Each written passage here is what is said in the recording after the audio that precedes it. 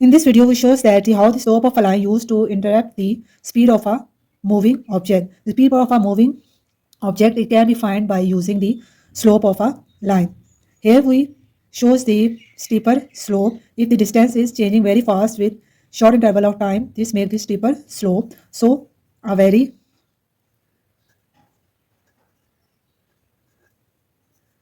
steep slope means the object is moving at a large speed. Second is we shows the shallow slope. If the larger distance is covered in the larger interval of time, this make the shallow slope. So here we write a shallow slope means the object is moving at a small speed.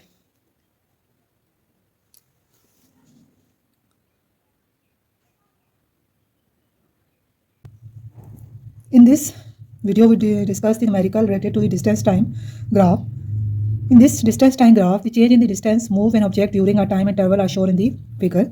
The graph is split into the three sections 1, 2 and 3. In which section of the graph is speed of the graph is greatest. We shows as the in which the speed of the graph in which the speed of the object is greatest. We know the speed formula, that is the speed is equal to distance over time. So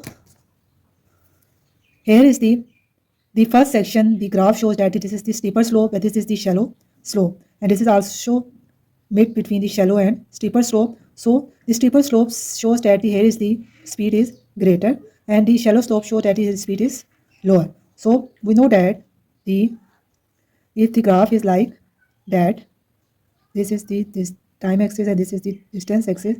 So this shows that the high speed, and if the graph is look like this in the distance time axis, this is shows the low speed. So in this section what that is shows the high speed. So in this case there's the section 1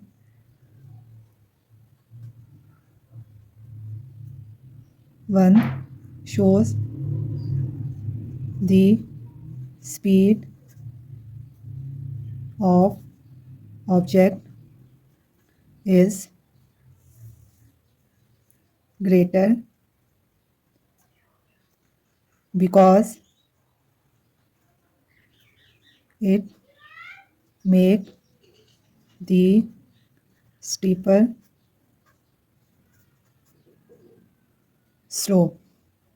So in this case the section 1 shows the greater speed, so option A is correct.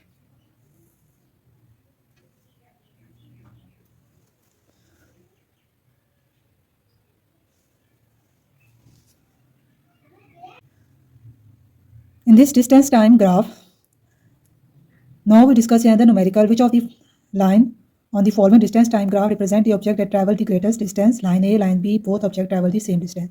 As in distance time axis, the two graphs shows line A is shows that how much is covered distance and line B shows how much covered distance. In this two graph clearly shows that the distance of both line A and B are equal distance. Both the line A and B are covered, so the option C is correct. Both the object is cover the same distance.